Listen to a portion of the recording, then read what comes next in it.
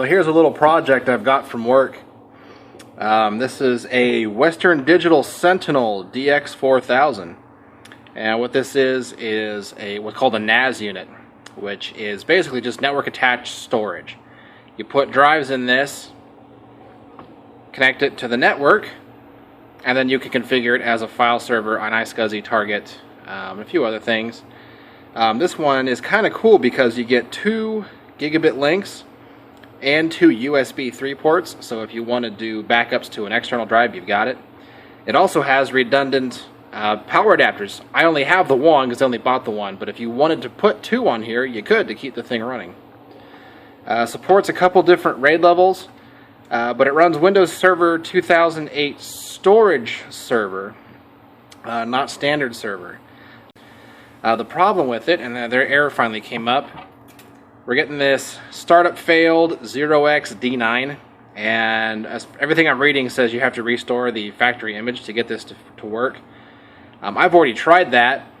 It doesn't work. So I've already called the client. They've decided to buy a new unit, and they want this old one just recycled. So I'm going to see if I can't resurrect it for my own purposes. If not, no big deal. We're not out anything.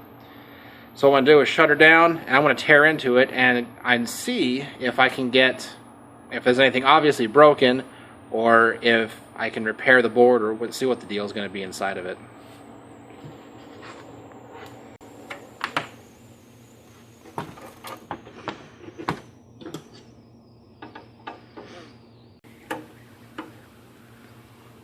Like I mentioned, it's got 2 gigabit NICs. So you can do teaming or failover if you want to do that. So if we can get this to work, this would be really nice. Might be able to load something like FreeNAS on it instead of the Windows storage server. I'm a little more familiar with FreeNAS. Plus, who doesn't like ZFS? Looking online, I'm seeing a lot of people who've had problems with these things, with this error. A lot of them have had the same issue that I've had, which is after you go to do the restore, it either doesn't work at all, or it says there's a storage error, or whatever the case is.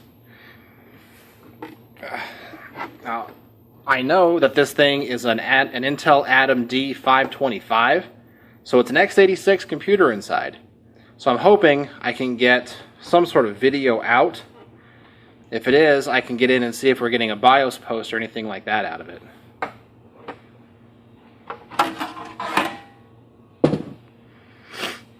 Alright, so we have, looks like the main circuit board on top, ribbon cable for the LCD panel on the front.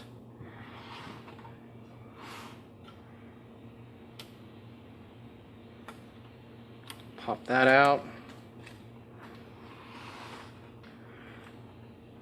And upon initial inspection, there's nothing obviously burned out or blown up on it.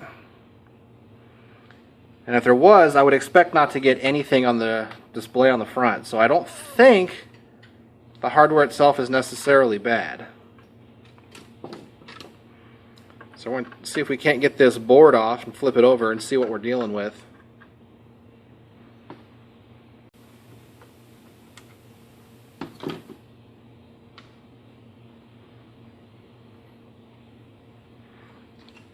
A little gentle persuasion. There it comes. Looks like we got a power connector for our fan. There's only the one fan in the back to ventilate this whole system. So it's pulling air across these hard drives from the front of the case out the back. And I think this 525 is like a 13-watt processor, so it doesn't produce hardly any heat. So the passive cooler on this is probably plenty. Looks like we have a 2 gig stick of DDR3, non-ECC. I did look up the chipset and it says it doesn't support ECC, so that's kind of disappointing. Without error correction, there's no real guarantee that the information that you're putting on the hard drives is actually correct. Like if you build an actual SAN or NAS unit with like OpenFiler or FreeNAS, you would like to see ECC memory because it guarantees, well, it doesn't guarantee, but it significantly reduces the chance that the information you're writing has been corrupted in some way. So that's kind of chintzy for a large data storage server, but we can't do much about it. Limitation of the hardware.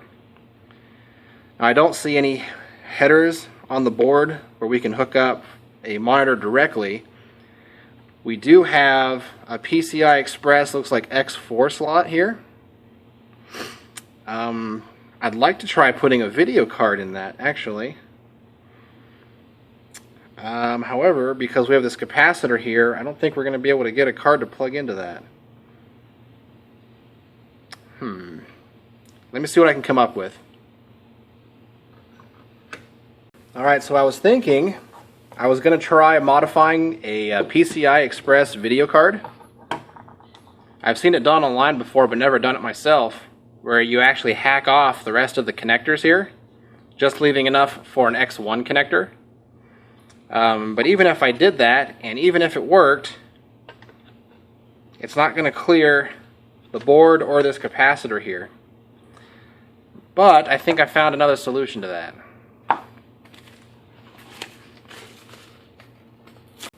We have a PCI Express 1X to 16X adapter. And I've seen these used for the, what do you call it, the Bitcoin mining rigs, because the video cards are so much better at doing Bitcoining mining than CPUs are.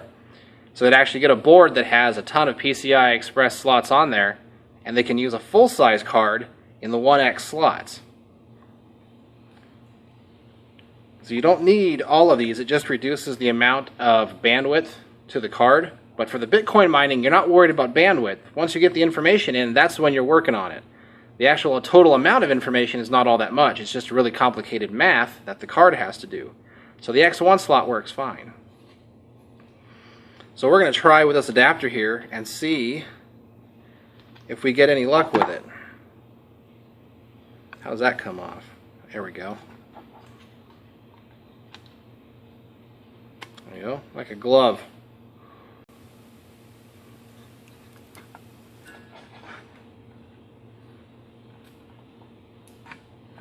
Obviously, the warranty on your card and your NAS is going to be voided by doing this. So don't come crying to me if you do it and it breaks something.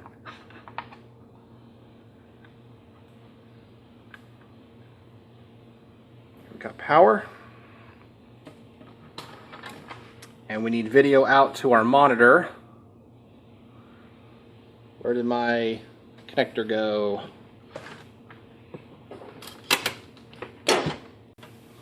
We'll go DB15 into the video card.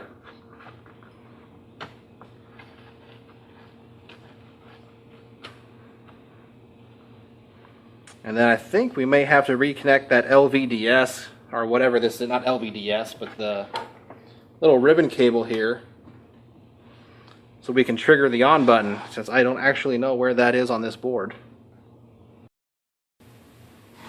Alright, after much dickery, I've been able to figure out how they got this front panel snapped on.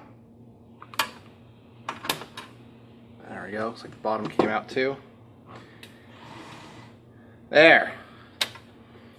So I just need this, but they don't make it easy to get to the control panel, so I'm just going to yank the whole front piece off.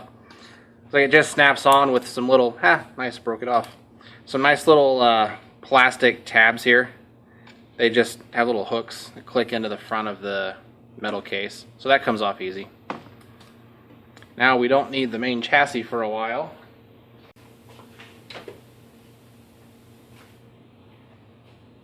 Now we have our board with the adapter on it. We need to get our cable hooked up here. I'd rather not let this sit on either cable, so I'm going to see if I can't prop it up with something.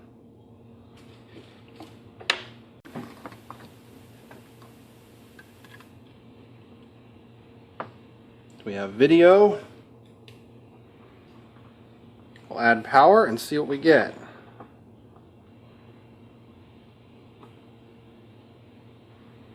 There we go. We don't have a fan hooked up, so we're only going to be able to tell it's on by the control panel. Alright, it says we're on. Watching for video. And it says searching, which as far as I understand means it's looking for a Windows installation. it's probably not going to find, and that's okay. But I'm not getting any BIOS post from it either, which is disappointing. Well, that didn't appear to work. Ooh, the card's hot though, so it's definitely, the card is definitely getting power. Well, just on the off chance we've got a bum card here, because that was getting awful hot. I've got a few others to test with.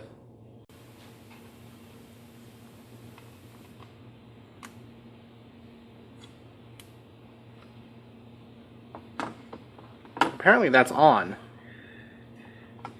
even though the display is off. That's interesting. Okay.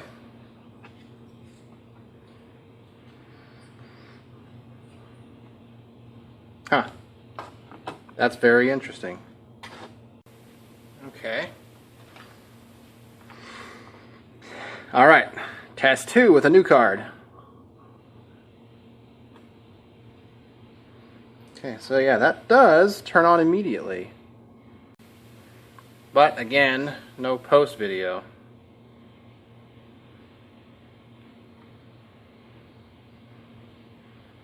I don't know if this thing actually even has to do the startup or not, but it does appear that it doesn't work,